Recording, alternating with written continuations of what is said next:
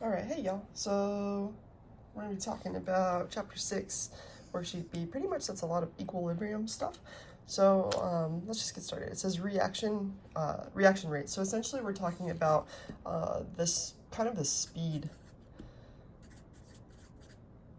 of a reaction. Essentially how fast a particular reaction is going to occur. So if we have like some kind of reaction in a container, let's say it's like A plus B yields C. So in this container we have A, we have B, and every time an A hits a B, they form a C. If that kind of makes sense, that's how reactions occur. So every time this hits that, all of a sudden they form something new. And so what's going to allow C to be formed more quickly is if you have a lot of A and B in there. So if there's a lot of A and B, they can bump into each other, as opposed to, like, let's say if you have an A here and a B here. So this would be low concentration. The chances of them bumping into each other are lower, right? As opposed to if you have a high concentration where you have lots of A's, lots of B's, and they're bumping into each other, allowing you to form, there goes a C, there goes a C, you made a C, you made a C. Let's hope you didn't make a C. Let's hope you make A's. Yay, go you. I'm sure you will. But the point being that as you increase the concentration, in other words, as you add more stuff to something, you increase the amount of times these things can bump into each other. And that's going to allow the rate of the reaction to be faster. It's going to happen more quickly, as opposed to, again, if they're like farther apart and spread farther apart, they won't be able to bump into each other as frequently, and therefore the reaction will be slower. Another thing that increases the rate of the reaction is increasing temperature. So temperature is actually like a measurement of kinetic energy. Temperature is actually a measurement of movement, essentially. It's measurement of the kinetic energy, and kinetic energy is the energy of movement. So if we increase the temperature, what you're going to do is you're going to cause these little A's and B's to move around a lot more quickly. Just like when you're warm, you move more quickly, as opposed to if you're cold and getting out of bed on a cold day, you move more slowly, right? But if you heat this stuff up, these A's and B's will move faster, and they'll bounce against things, and they'll be able to hit each other more frequently. Therefore, when A and B, every time A and B hits, they form a C. So if they can move around and hit each other more frequently, you'll make more C's more quickly. And so increasing the temperature also increases the rate of the reaction. All right, so using that information, let's talk about what will happen here. It says, what effects will the following have on the rate of the above? So if we increase the temperature, what's going to happen? Well, again, if we increase the temperature, these two will bump into each other more frequently, and you'll get more products more quickly. So we'll increase the rate. If we decrease the temperature, if we cool this stuff off, they'll be a little more sluggish and bumping into each other. Boom, boom, boom, as opposed to boom, boom, boom. And so if they are really slow and bumping into each other, then we'll decrease the rate.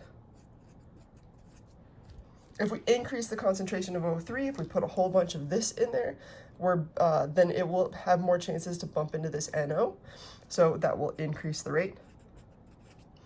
And if we decrease the concentration of NO, so if we take this stuff out, then O3 won't have as many chances to bump into it, and therefore we're going to decrease the rate. All right, let's talk about catalysts. So a catalyst is something that speeds up the rate of the reaction, but it's not a reactant, nor is it a product. It's just kind of there to help the reaction speed up. It doesn't get used up, and therefore we don't write it on the reaction side or the product side.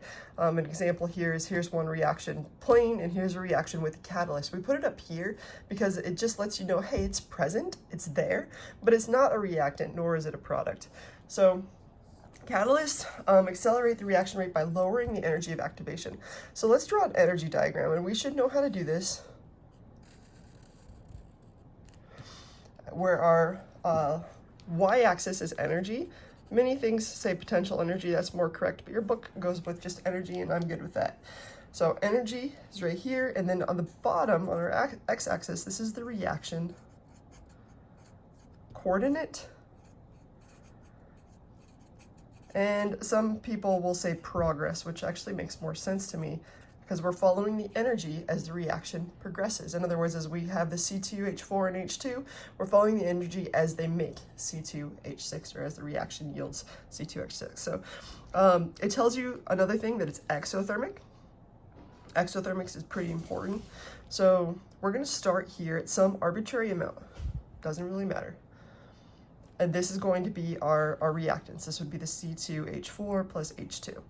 And then what's going to happen is we need a certain amount of energy to start the reaction. So for example, if you want to burn propane, you need to actually light it on fire first for the combustion reaction to occur. The same thing here. If we want this reaction to happen, we have to add a certain amount of energy to it, be it through fire or heat or whatever.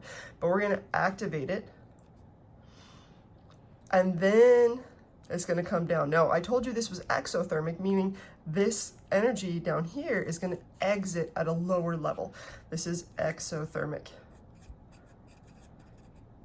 Endothermic, it would have ended at a higher level than where it initially started. So it would have ended up here, but because it's exo, it's telling us that we lost energy in the reaction. So it has to spit energy out, and therefore this will be down. Now the activation energy, if you remember,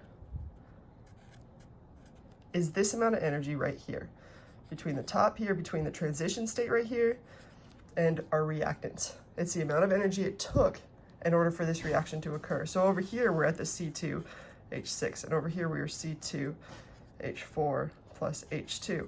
And up here at the transition state, this stuff was breaking and forming bonds with what ends up being here. Okay, so this would be a reaction energy diagram of an exothermic reaction. Now let's draw one when we add a catalyst.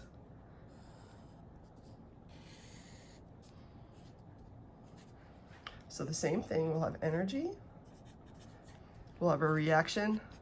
I'm just going to write RxN to save some space, coordinate. We're going to start at that same exact amount. The only difference is now that we have a catalyst, it won't take as much energy for this reaction to happen. So our E sub A, our activation energy, is going to be a lot lower. It's still going to end at the exact same spot. So the differences here and here should be none. All right, but the activation energy has been lowered. So this is with a catalyst, again indicated by this thing right there above the arrow, and this is without a catalyst.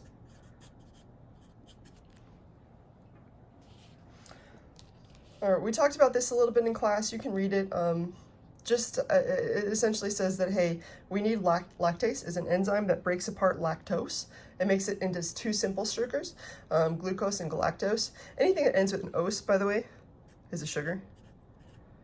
That won't be tested, but it's good to know. And anything that ends with ase is an enzyme that will break things apart. So lactase happens to be the enzyme that breaks apart sugar, the lactose, the sugar. And it breaks it apart into two different parts. If you don't have lactase in your body, or you don't have it in high concentrations, your body has a very difficult time breaking down these sugars quickly. So it requires a high activation energy in order to break down lactose, and that's why some people are lactose intolerant or get very sick. And the amount of lactase in your body can actually change over time, so it might be very high. In fact, it usually is very high when you're a kid and a baby, up to when you're maybe a preteen, and then it starts kind of declining. So even as people get older, they might find they're more lactose intolerant. All right, equilibrium.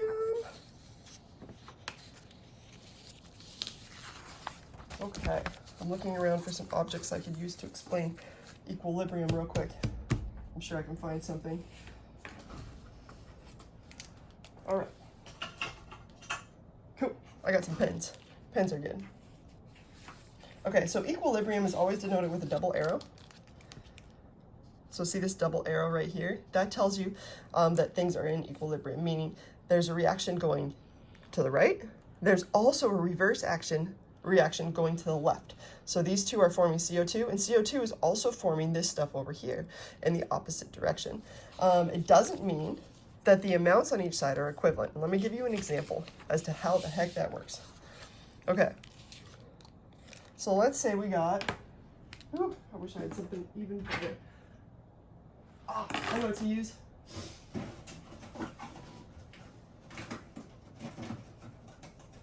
My coffee. Okay.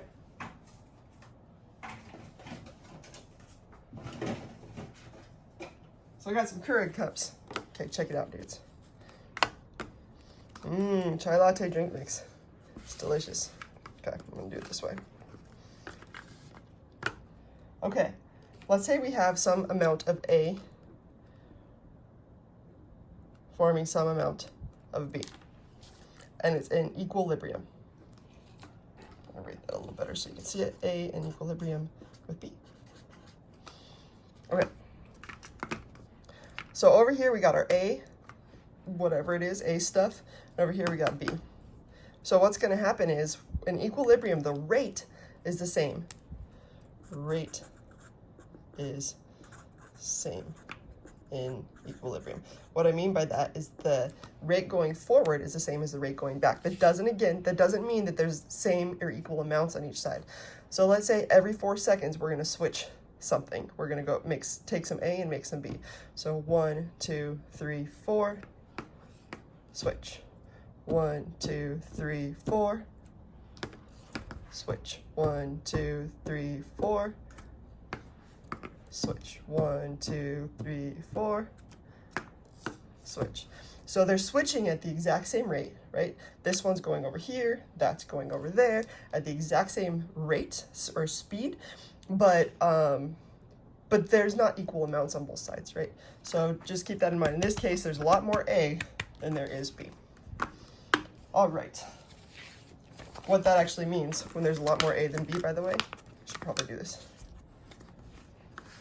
because we'll come back to it later. There's a lot more A than there is B. What that means is reactants are favored. Reactants are favored because the reaction clearly wants more A than B. And that actually usually has a lot to do with stability, that A would probably be more stable than B. So something we'll come back to later. Okay, so now that we have a general understanding of equilibrium, let's talk about how we use it. So equilibrium constant is denoted with a K. For this reaction, let's go ahead and write the equilibrium expression. So our reaction for AA plus BB yields CC and DD. Our equilibrium expression would be as follows. You're always going to draw like a numerator and a denominator. You're always going to put the reactants, or the products up here. It's always going to be products over reactants. So your products are going to go on the numerator. We use brackets to denote concentration. And if you remember, concentration is amount of stuff. Oftentimes this is going to be in mole per liter, and we'll get into situations when we get into the gas as when this is also something other than moles per liter. Okay, so here's what you do. Again, these are products, these are reactants. We're always going to put products over reactants. We're going to take C, big C right here, and we're going to raise it to the power of its coefficient, little c. And we'll have D here, raised to the power of the little d. And then down here is where we'll put our reactants. Big A, raised to the power of the coefficient of it, little a, and big B, raised to the coefficient, little b. So this is kind of maybe a little bit ambiguous until you get into actually seeing an example. So let's do it with real compounds, how this would work. So the equilibrium expression here, again, we're always going to take our products. So our products in this case are CO2. So it's the amount of CO2, but then it was squared. So, or it's got a coefficient of 2, which means it's squared. Divided by our reactants.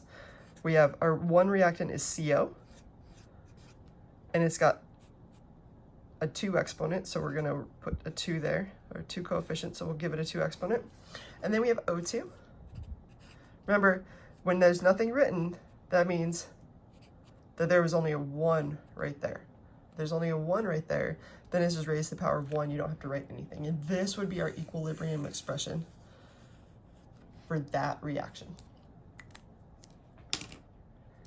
Okay, so now that we know how to do equilibrium expressions, let's go ahead and talk about how we would calculate an equilibrium constant. So it says calculate K, meaning the actual value for K of the following reaction when given the following concentrations. Okay, big M, by the way, stands for mole per liter, just like this. We won't get into it for a couple chapters, so it's really not something that you should be too worried about yet, but it is kind of good to get used to using it. So the very first step is finding out what the equilibrium expression would be for K. Again, we're going to take products. We have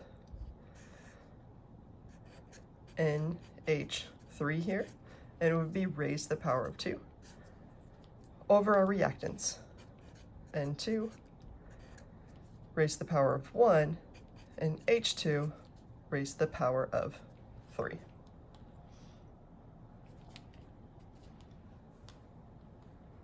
Okay, so we're going to start putting this stuff together.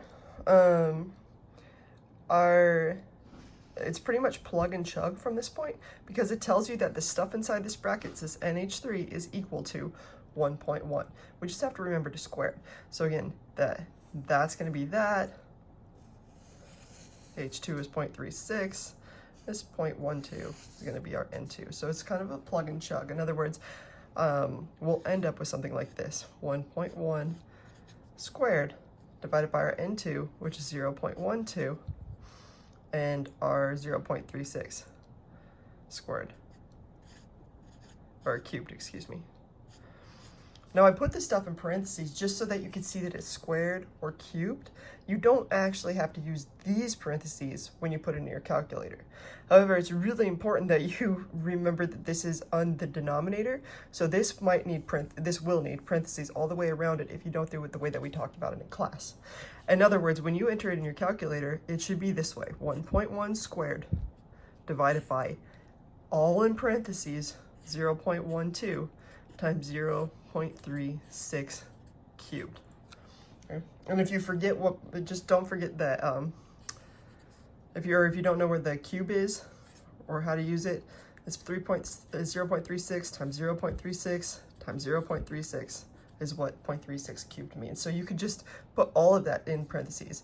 In parentheses, 0.12 times 0.36 times 0.36 times 0.36, and then take 0.1 squared and divide it by that. I think that seems to be the most intuitive way to go about it. Again, unless you want to do what we learned in class. So. Oh, and I should probably get this answer. Oh, I don't know my calculator, but I'm pretty sure it ends up being 216. Okay, but we also have to remember sig figs, right? This has 2 sig figs, this has 2, this has 2, so therefore this answer should have 2.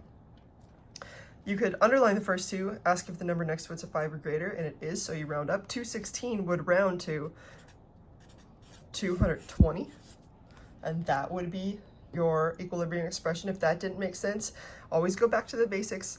We have 216. In order to figure out the correct, what it would look like with sig figs, we'd put it in scientific notation. To do that, we move the decimal place till after the first number. We had to move it 2 times, so this would equal 2.16 times 10 to the 2.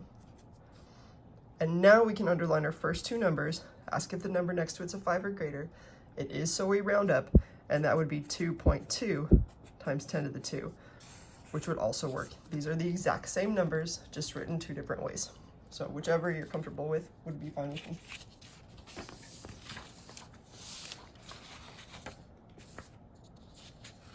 Okay. Now let's talk about K, what it even means. Let's get started. So K is products over reactants. So it's the amount of products divided by the amount of reactants. That's why we've always taken the products and put it over the reactants. But before we get too far into that kind of stuff, I want to remind you just about some standard math stuff. So I'm going to raise the denominator. So 1 over 1. Now I'm going to raise the denominator, 1 over 2. I'm going to keep the numerator the same. 1 over 3. 1 over 4. 1 over 5. And if I asked what's happening to these numbers, the whole number, as we move on, I hope you'd say that this one's bigger, that one's smaller, smaller, smaller, smaller. They're getting smaller as the denominator goes up. And that's the exact same principle we're about to apply. So K equals products, the amount of the products, divided by the amount of the reactants. In other words, if we apply this principle, that when that bottom number increases, the overall number decreases. And again, that's because that's 1, that's 0.5, that's 0.33 repeating, that's 0.25, that's 0.2, and on and on and on. So notice the overall number is getting smaller as the bottom number goes up. Okay. I'm going to cover it up so it doesn't throw you off. So again, if the bottom number is bigger, if the denominator is big, K is going to be small. Okay, so if we have a reaction where there's a lot of reactants, where there's tons of reactants, and again, remember the reactants are on the left, and if they're in equilibrium with products. If we have a ton of reactants, the K is going to be small. So the opposite is true.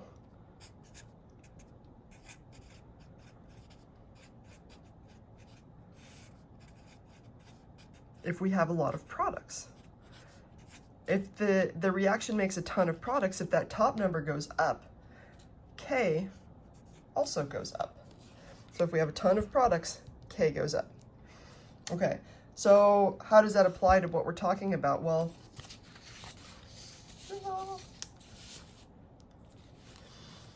here we say if K is greater than 1. In other words, if K is bigger, if K is a big number, what does that tell you about anything? Well, if K is big, that means products are favored. Just like we had with the little tea Keurig cups. We said the reactants were favored because there were more reactants. In this case, if we have a big K, that means that there were more products. The opposite is true. If we have a little k, that means the reactants are favored. There's more reactants. So little k, reactants are favored. And if k equals 0, which is like a very rare case, they're equally favored.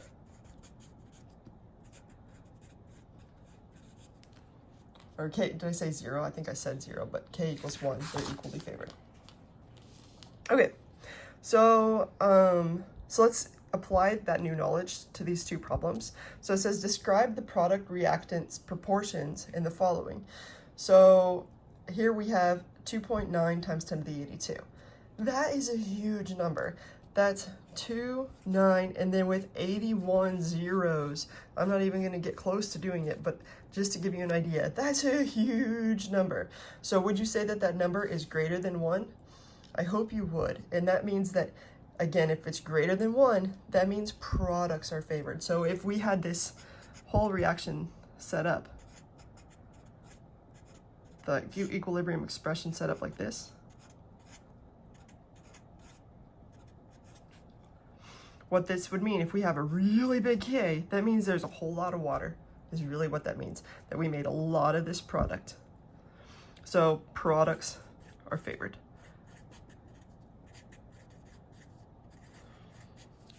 Another thing you could say is products are favored over reactants. There are more products than there are reactants. A lot of different ways to say the same thing.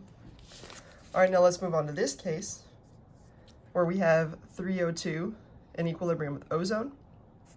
K would equal, in this case, O3 squared over O2 cubed. You don't need to do this equilibrium expression to answer this question, by the way, but the K for this is really, really tiny. That's 0.0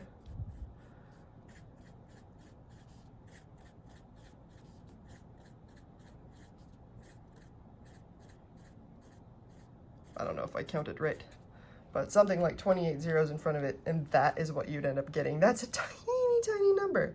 In order to get that teeny tiny number, this dude had to be huge. It had to be really, really big. And if this one's really, really big, what that means is that reactants want it to be made. And again, it tells us a lot about stability. If this is really, really favored, it tells you that O2 is pretty darn stable compared to O3, which is ozone. All right, now we're on to Le Chatelier's principle. There should be a little hat over that A.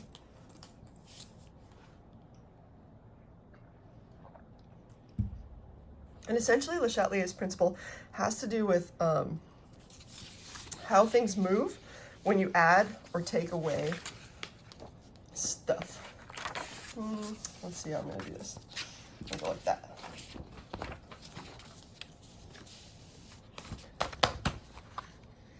Okay, so let's go ahead and ignore this enthalpy right now for a minute. I'm just going to rewrite this reaction.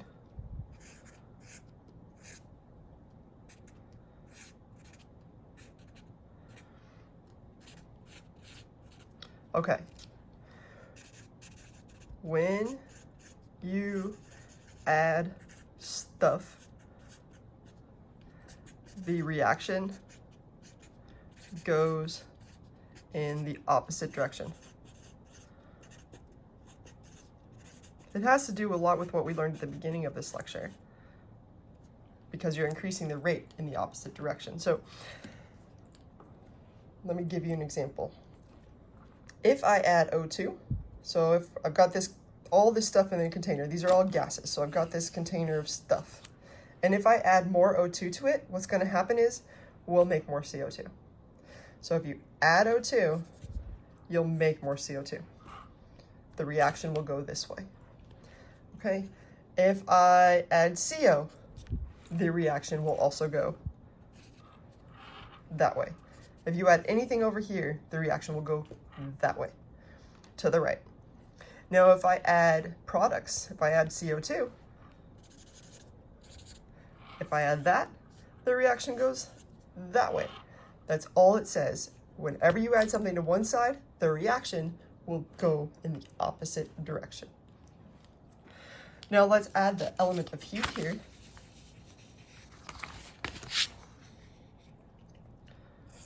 So 2CO plus O2, leading to CO2. Now remember, delta H in this case is negative 560 kilojoules. Remember, X's are negative, so this is exothermic. If it's exothermic, if it's losing 560 kilojoules, that means this was a product. Heat was a product. So we'll put the heat on this side of the reaction. Another way to think about it is it's exothermic. You put the heat on the exiting side. So it's going to exit.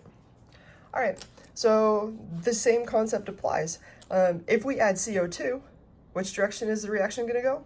In the opposite direction. If we add O2, which way is it going to go? In the opposite direction. If we add heat, which way is it going to go? In the opposite direction.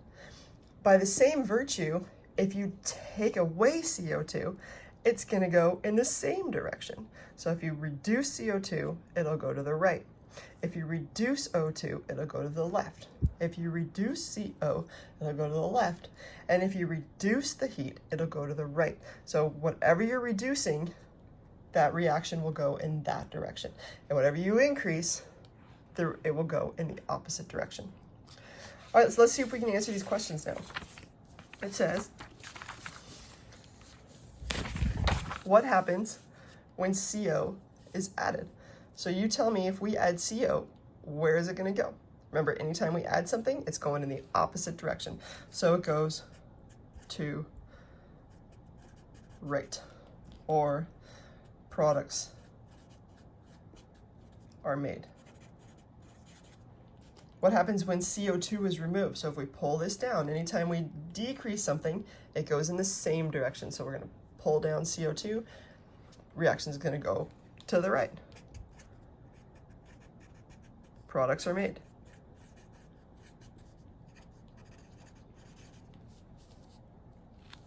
what happens when O2 is reduced?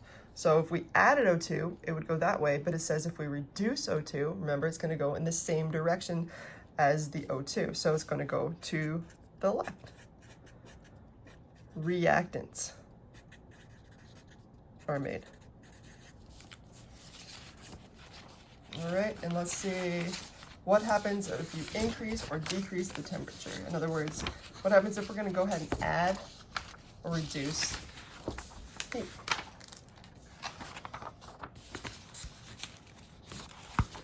Okay, so you tell me, let's do it this way. What's going to happen if we add heat? Well, if we add heat, it's going to force the reaction goes left, the reaction left. But if we reduce heat,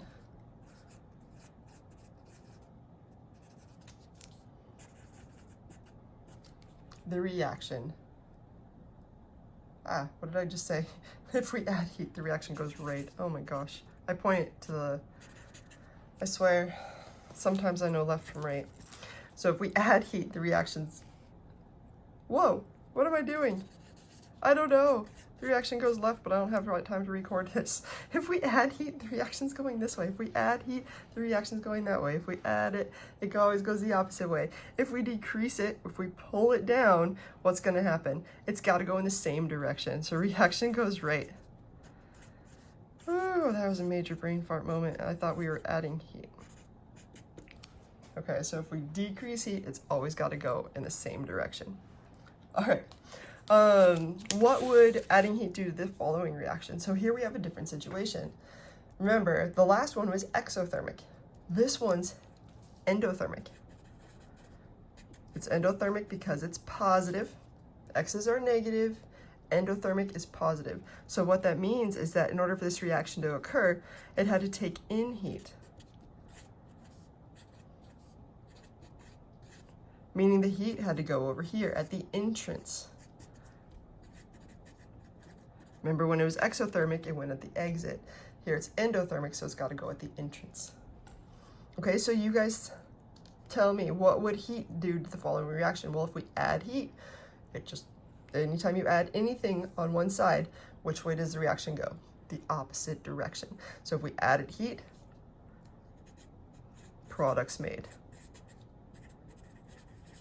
And I'm pretty sure it goes to the right. I'm joking, I know it goes to the right. For those of you serious folk out there. All right. We're on to last little bit of stuff. It's about pressure. And this is kind of a fun thing to talk about.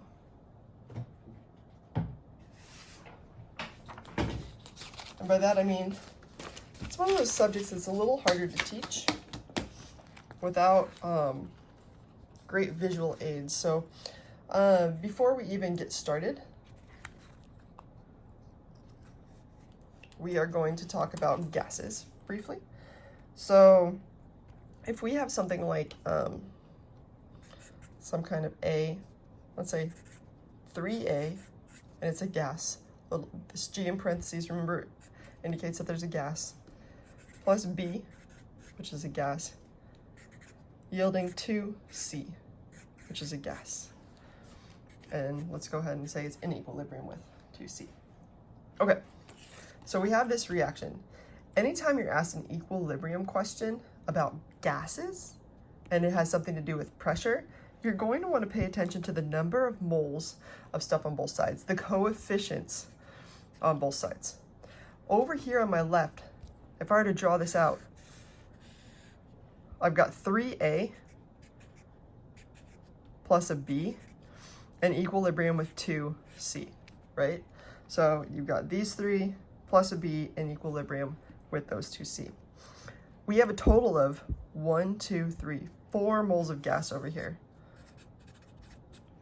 But we have a total over here of only 2 mole. And that's again based just on the coefficient, not the actual amount that's in there, just the coefficient. So if we were to add pressure,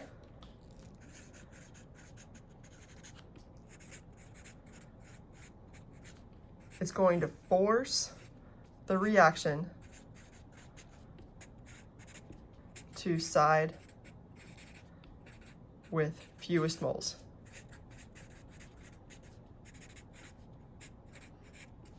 Of gas. Okay, so adding pressure is going to force the reaction to the side of fewest mole of gas. So, using the same reaction, if we increase the pressure, what happens? If we increase the pressure on this reaction, if we push these things together, it's going to go to the side with the fewest moles of gas. I hope you agree that 2 is smaller than 4. So this is the fewest moles. So if we increase the pressure, the reaction will go to the right.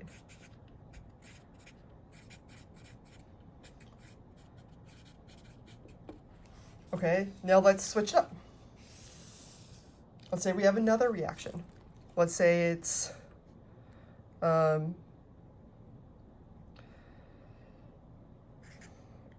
2H2 plus O2 in equilibrium with 2H2O. Let's make all these gases and say it's happening at a hot temperature. So all these are gases. Okay, the total number of moles over here is 3, because you have 1, 2, 3, and the total moles over here is 2. What's going to happen if I increase the pressure? So again, anytime you think pressure, think counting number of moles. So if I increase the pressure, the reaction has to go to the side with the fewest moles. Goes to the right. Makes products. All right, let's do another example.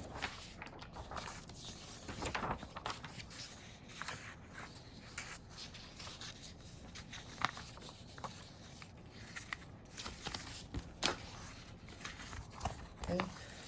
Let's say you have 2NO in equilibrium with N2O2, and both of these are gases. Or I'm failing you guys. Let's switch this around. Let's give you an alternate view. N2O2 making 2NO. The left-hand side has 1 mole, and the right, because it only has a 1 right here, the right-hand side has 2 moles. So now this one's the fewest. If we increase the pressure, what's going to happen? It's got to go to the left. Again, we're always going to the side with the lowest concentration of gas, the lowest amount of gas. Somebody in class pointed out that that's kind of like osmosis. Like, you always want to move toward the lower side of the lower concentration. So let's go ahead and answer this question now that we originally asked. It said, for the following reaction, what effect? Boy, I've really had an effect and effect issue. The following reaction, what effect does increasing or decreasing the pressure have on the direction of the reaction? Okay, so over here we have 1 plus 2, we have a total of 3 mole of gas. And over here we only have a 1 mole of gas. So which side is the fewest? This side.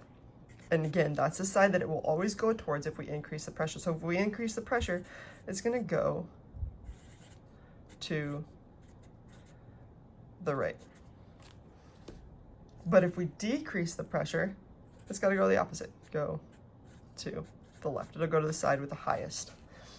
Now, if you want any clarification, everything we pretty much learned is in this little table in terms of Le Chatelier, at least, or changing conditions in equilibrium. So if we add reactants, it's always going to move towards the products. If we remove reactants, it's going to move back towards the reactants. So this is just kind of a table that walks through everything we just did.